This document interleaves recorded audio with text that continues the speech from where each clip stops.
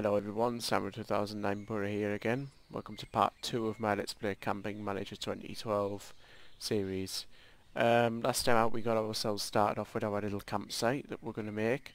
So this time out we're going to continue building and hope that we can turn our campsite into something successful. I do want to put in some path here around this area, just so people can get to and around the sanitation facilities. And now I am actually going to fence things off by putting in bushes and stuff.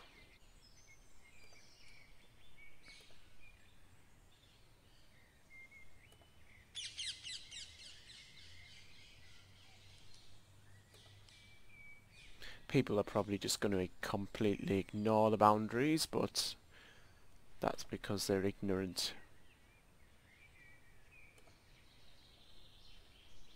And I'll have a stone sculpture. Actually, even better, I'm going to have a fountain.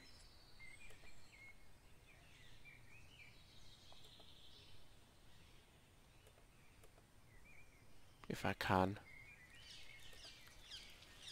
On this corner. And then, as it starts to rain again, I'm going to have some trees down here.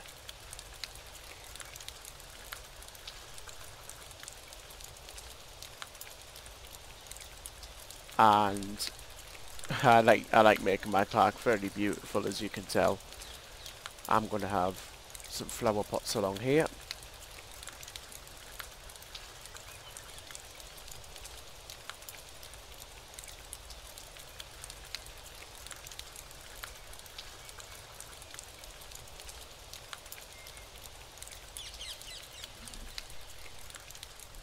Actually, if we put a street light on this corner here,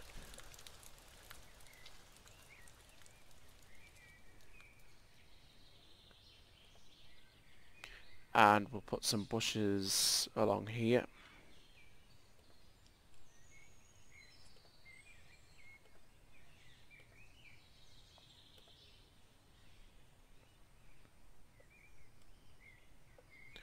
Rotate things round a little.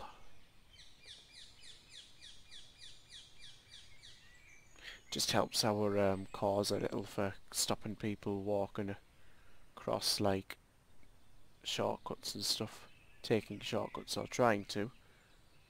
But at the same time, we are beautifying the park as well. We're putting beautification right up. I mean, if we look at our star ratings now, the sanitation facilities are great. We can actually put our prices. Oops, we can put our prices up to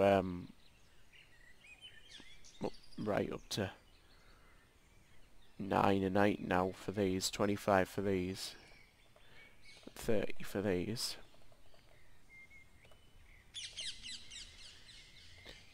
Because we can start making some real money now. Okay, so I guess the next thing I want to do is we've got enough accommodation for chalets. I guess the next thing I want to do is here I would like to put in a little eating area, I suppose. Well, first of all, we are going to do a lot of we're going to put in some more flower pots along here.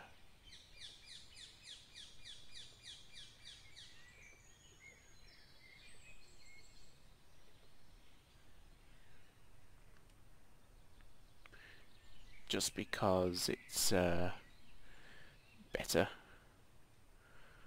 like that.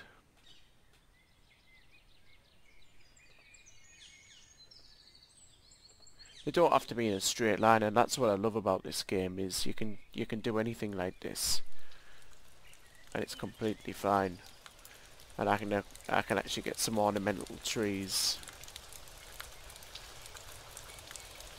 have some more beauty into the park.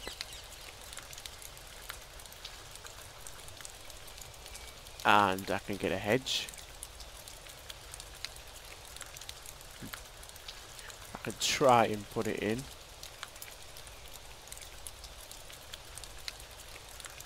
And I can even get the path back and make it a little wider. So we've kind of got a more defined boundary now. We'll just let people walk on and off here, I suppose. We don't want people to take shortcuts along here, so we are going to put in some more bushes if we can.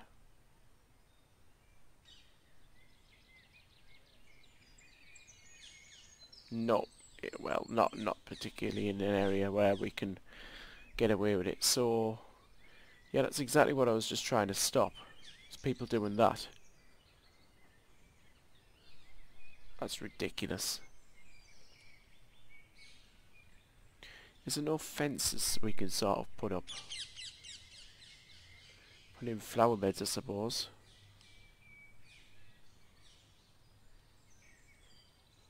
Yeah, do you know what I'm going to do? I'm going to stick in some big trees along here.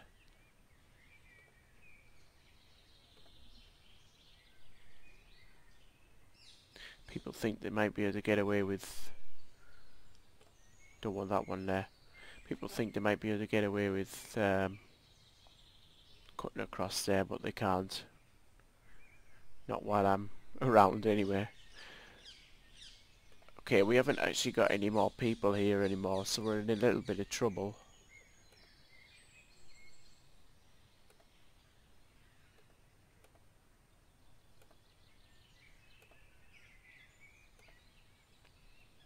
But all this adds to park beautification, you see. And we're actually up to a 3-star park now, so we're doing really, really well. And in this area, of course, we're going to put our little restaurant. So, we're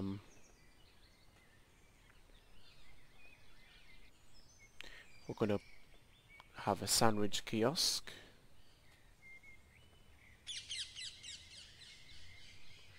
And drinks kiosk. And the beauty of this is, of course, is these can charge money and make you more profit for your park.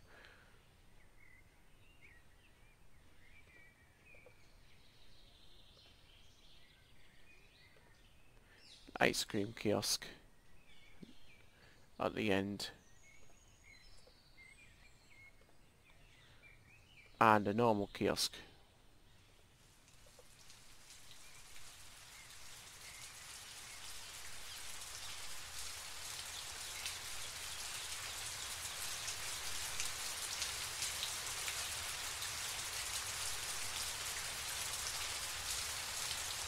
And we actually do have some more thunder. Going to put in some more flower beds along here, because this is getting ridiculous now. I'm getting sick and tired of flower pots, because I'm getting sick and tired of people taking shortcuts across there now. It's starting to annoy me.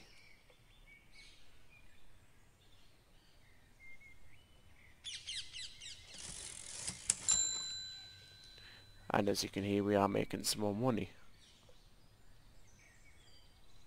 But it's all on how much we can charge, so we can actually put our prices up here slightly now.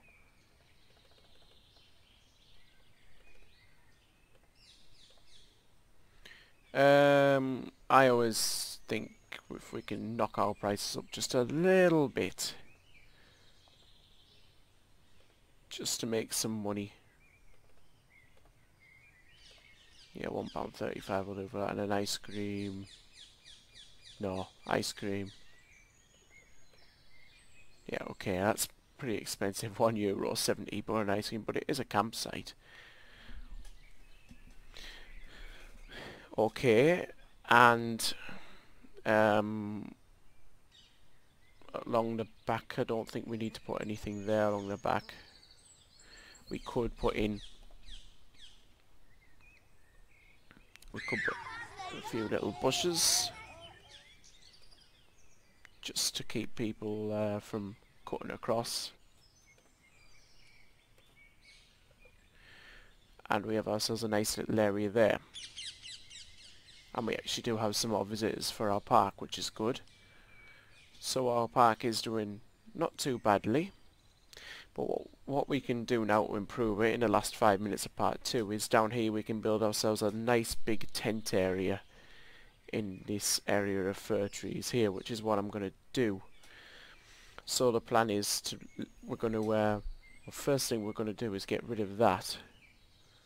And the next thing we're going to do is take a path off here. I'm going to run it down to here. And then we're going to go a little bit path wild. Run it through all this, run sections of pathway through all these fir trees here that we've got. Go around in a big loop to start. And we'll run one off this way. Have I just gone under a fir tree? No, I haven't. Because it's always nice to be able to sort of put in some tents. Have a proper campsite. So put that there.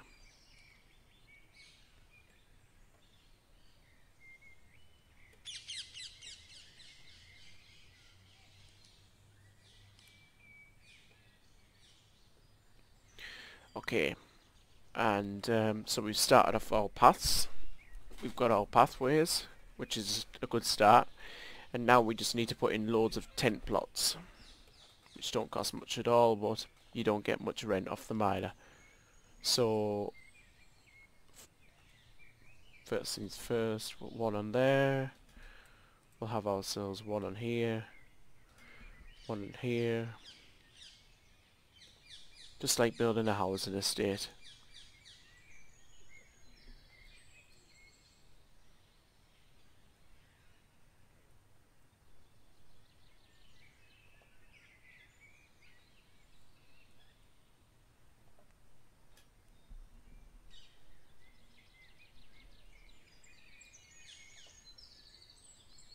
And hopefully, of course, this will bring some more visitors to our park.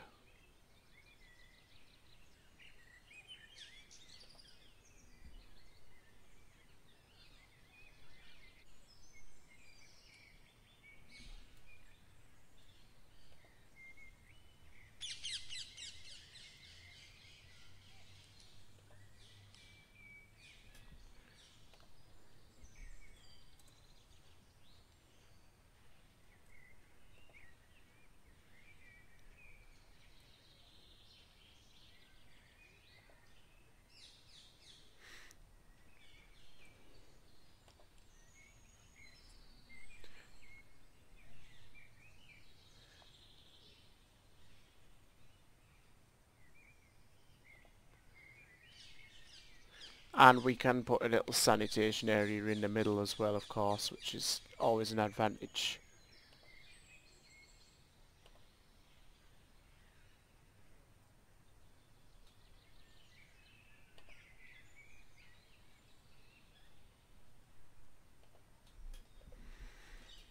Okay, the next job, of course, is to put in some torches. And with torches we've got to be careful. We've got to put them nowhere near any real sort of fire hazard for tents or anything like that. So nowhere near where we think it could be a fire hazard. So we've got to set them away from tents slightly. I'd like to put my little sanitation area in the middle there. And then obviously we'll decorate it around the outside with some more trees.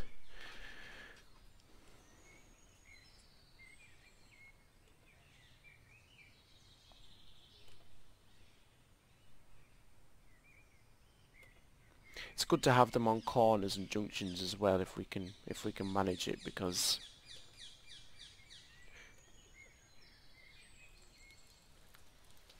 it's just a lot more ambient.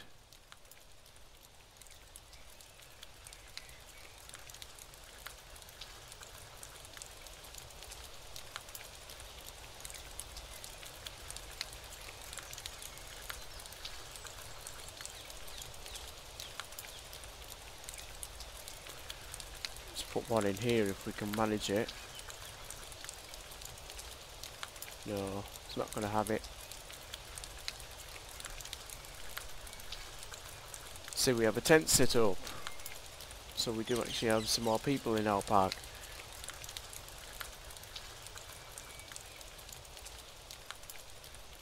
Which is a good thing, because it'll make us some more money. And to put a pathway into the middle here for the sanitation facilities. We need to get rid of a couple of those trees as well. Get rid of that tree. Get rid of that tree. Put in more path. Could join it up to there even. Have like a central section here for all the sanitation and all that. So we can build our toilets. Rotate it round so it's backwards. Because it's very sort of open around here, we don't have to sort of define boundaries very well.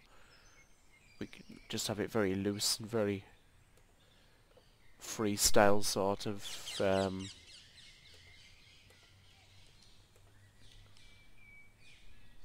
again, rotate this round, put in some showers.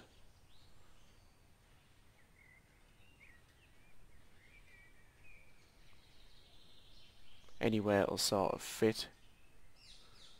Like even here. This is to the way and the other way. And sinks, if they'll fit. We'll put them in. Do you know what? Take out that plot. Get in some path.